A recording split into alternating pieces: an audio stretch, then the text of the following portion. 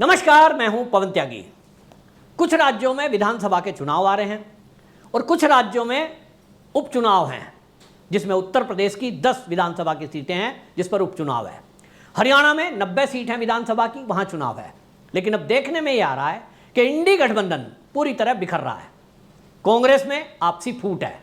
कुमारी शैलजा, जो हरियाणा की बड़ी नेता थी, उन्होंने खुलकर यह कह दिया कि हरियाणा के अंदर, नाम तो नहीं लिया उन्होंने, लेकिन उन्होंने कहा, हुड्डा की तरफ इशारा था कि जो लोग यहाँ जिम्मेदार हैं, कांग्रेस ने जिनको जिम्मेदारी दी है, वो केवल अपने स्वार्थ में लगे हुए हैं, पार्टी से उनको कोई लेना देना नहीं है। और इस तरह से काम चल रहा है कि पार्टी की जीत हमें मुश्किल दिखाई दे रही है। कुछ दिनों पहले अभी भगवंत मान, जो कि आम आदमी पार्टी के पंजाब के सीएम हैं, उन्होंने घोषणा की थी कि भाई हम तो यहाँ सभी सीटों पर अपने दम पर लड़ेंगे, कांग्रेस से हम कोई समझौता नहीं करेंगे। यानी हरियाणा के चुनाव में त्रिकोणीय मुकाबला होना तय है। अगर भगवंत मान की माने, अगर भगवंत मान की केजरीवाल ने मानी और जैसा भगवंत मान ने घोषणा की है, यदि ऐसा होता है तो आम आदमी पार्टी जितनी भी सीटों पर लड़े, हो सकता है 90 पर लड़े, लेकिन इतना उन्होंने घोषणा कर दी कि हम कांग्रेस के साथ मिलकर नहीं लड़ेंगे, हमारी पोजीशन स्ट्रांग है और हम अपने बेस पर लड़ेंगे। सुनीता केजरीवाल हाल ही में केजरीवाल की गारंटी की बात करके आई हैं। उन्होंने खुलेआम भाषण में कह दिया, केजरीवाल तो हरियाणा में पैदा हुए, केजरीवाल तो जन्माष्टमी के दिन पैदा हुए, हरियाणा वालों से उनका खास लगाव है और हम तो जी अपने दम पर लड़ेंगे। तो घोषणा कर दी, तो इंडी गठबंधन तो गया टूट। अभी आते हैं कांग्रेस के, अब इंडी गठबंधन के दूसरे राज्यों की। उत्तर प्रदेश में 10 विधानसभा की जो सीटें हैं उस पर उपचुनाव होना है। समाजवादी पार्टी ने कांग्रेस को 10 में से केवल 1 सीट देने की बात करी है, और वो भी पता कहां की? गाजियाबाद। उत्तर प्रदेश का गाजियाबाद लोकसभा जो क्षेत्र है, वहां अभी आप देखिए अतुल गर्ग, जो कि गाजियाबाद से विधायक थे, वो सांसद बन गए। अब जो सांसद बन गए, गाजियाबाद बीजेपी का गढ़ है, वहां से किसी और के जीतने का चांस ही नहीं है। लेकिन ऐसी कंडीशन में समाजवादी पार्टी 10 में से 1 सीट दे रही है कांग्रेस को, और वो भी वो जो भारतीय जनता पार्टी का गढ़ कहा जाता है, गाजियाबाद की सीट। इसका मतलब क्या हुआ? इसका मतलब यह हुआ कि अखिलेश यादव को यह अहंकार आ चुका है कि हम तो अपने दम पर जीत ही जाएंगे। यह भूल है अखिलेश यादव की। वो भूल रहे हैं कि जो लोकसभा चुनाव में आपको सीटों की बढ़ोतरी मिली है, इसके पीछे कांग्रेस का बहुत बड़ा हाथ है। कांग्रेस का वोट समाजवादी के साथ मिलकर तो यह रिजल्ट आया है, क्योंकि बड़ी संख्या में दलितों ने, कांग्रेस का जो कोर वोटर रहा करता था दलित, उसने समाजवादी पार्टी को वोट दिया है, जो समाजवादी पार्टी को कभी वोट नहीं देता था। मायावती भी जब समाजवादी के साथ मिलकर पिछला चुनाव लड़ी थी, दलितों ने वोट नहीं दिया था। इस बार केवल इसलिए दिया क्योंकि उनको लग रहा था कि राहुल गांधी प्रधानमंत्री बनने जा रहा है। दलितों को लगा कि हमारा पुराना जो एक वोट का अड्डा है वो था कांग्रेस। हमेशा से हम तो बचपन से देखते आए दलितों का वोट कांग्रेस को। तो उनको लगा राहुल गांधी प्रधानमंत्री बनेगा, समाजवादी पार्टी साथ में है, तो इनके कैंडिडेट को जिताने का मतलब है राहुल गांधी को प्रधानमंत्री बनाना। और इसलिए कांग्रेस का जो पुराना कोर वोटर रहा, उसने इस बार भारतीय जनता पार्टी को छोड़ दिया, मायावती को छोड़ दिया, और वोट किसको दिया? समाजवादी पार्टी कांग्रेस के संयुक्त प्रत्याशी को। अब इसमें मुसलमान भी बड़ी संख्या में ऐड हुए। मुसलमान समाजवादी पार्टी का कोर वोटर रहा है, लेकिन उनको लगता है कि राहुल गांधी प्रधानमंत्री बन सकते हैं, तो पूरा जो शिफ्ट हुआ है मुस्लिम वोटों का, वो कांग्रेस की तरफ शिफ्ट हुआ। लेकिन अब समाजवादी पार्टी के मुखिया अखिलेश यादव को तो अहंकार हुआ कि अरे हम तो इतनी सीट बढ़ गई, तो कांग्रेस का क्या करना है? कांग्रेस को 10 में से 1 सीट देकर वो टरकाना चाहते हैं। इस उपचुनाव में यदि कांग्रेस, और यदि तो है ही नहीं, अब तो कुछ भी हो जाए, योगी जी ने तो घोषणा कर दी है 10 में से 10 सीटें हम जीत रहे हैं। हालांकि मैं पहली वीडियो बना चुका हूं कि 10 में से 5 सीट समाजवादी पार्टी के पास है, और वो मुस्लिम बहुल एरिया हैं, वहां भारतीय जनता पार्टी का जीतना बहुत ही मुश्किल या असंभव मैं कह सकता हूं। 10 में से 5 सीट भारतीय जनता पार्टी अगर जीत जाए, जिसमें से एक आरएलडी के पास है, तो भी समझ लीजिए वो 100 में से 100 अंक ले आई है। तो 5 पे पूरा फोकस भारतीय जनता पार्टी कर रही है, 5 के लिए कोशिश में है, जहां उम्मीद मुझे तो दिखती नहीं है। लेकिन अखिलेश यादव की बात देखिए कि वो 10 में से 10 सीट जीतना चाहते हैं, और उनको लगता है मैं जीत भी जाऊंगा। उनको लग रहा है कि उनका जो पीडीए का फॉर्मूला है, वो पीडीए का फॉर्मूला 10 की 10 सीटों पर इंप्लीमेंट होगा, और पिछड़ा, दलित और मुस्लिम मिलकर के वो जो है 10 की 10 सीट ले जाएंगे। लेकिन अब अखिलेश यादव को समझ में आ जाएगा, चुनाव होने दीजिए, मैं पहले से ही घोषणा कर रहा हूं 10 में से 5 सीट भारतीय जनता पार्टी जीतेगी, 5 जो समाजवादी पार्टी जीतेगी।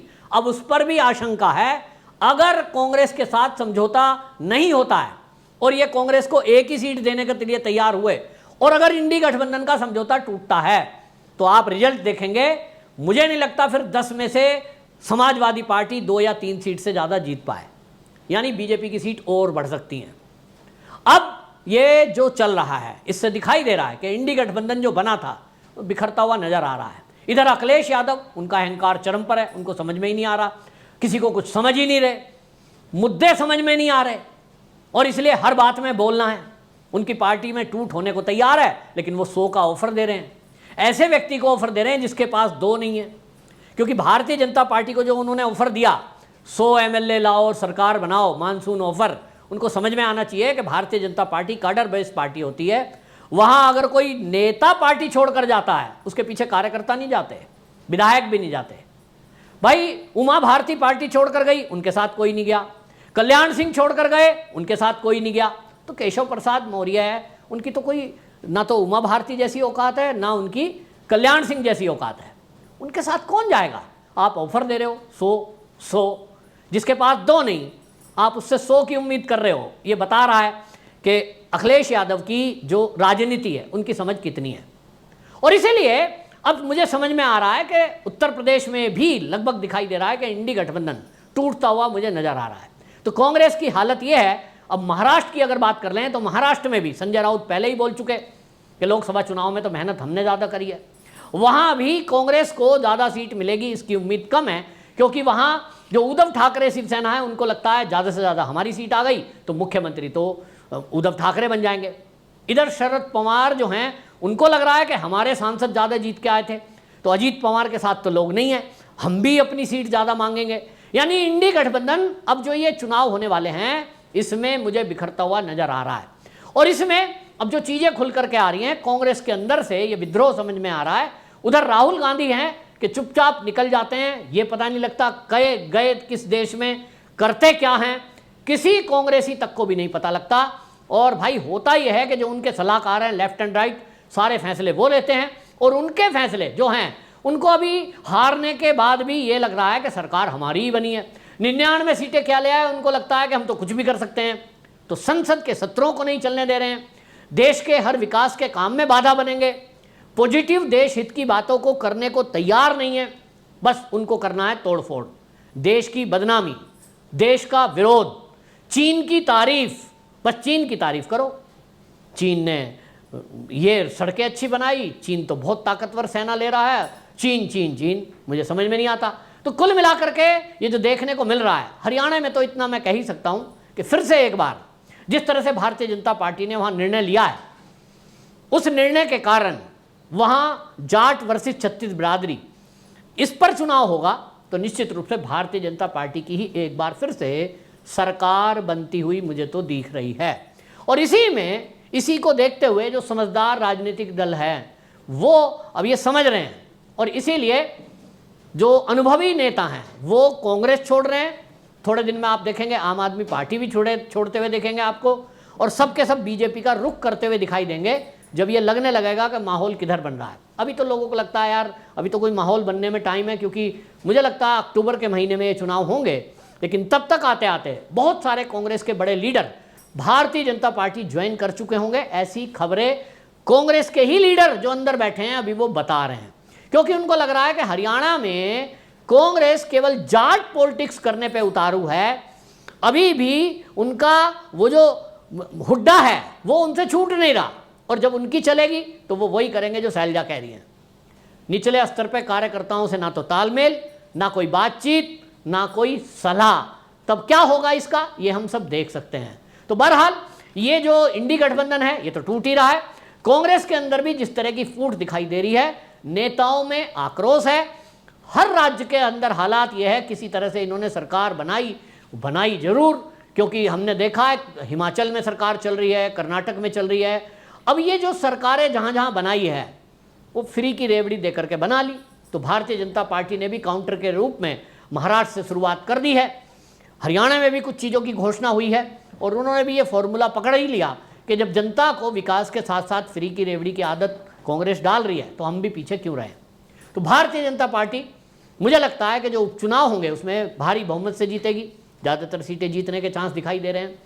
उसी तरह राज्यों में भी सरकार बनाने की तरफ भारतीय जनता पार्टी आगे दिखाई दे रही है आज की डेट में इंडी गठबंधन से। आपकी क्या राय है, कमेंट बॉक्स में ज़रूर बताएं।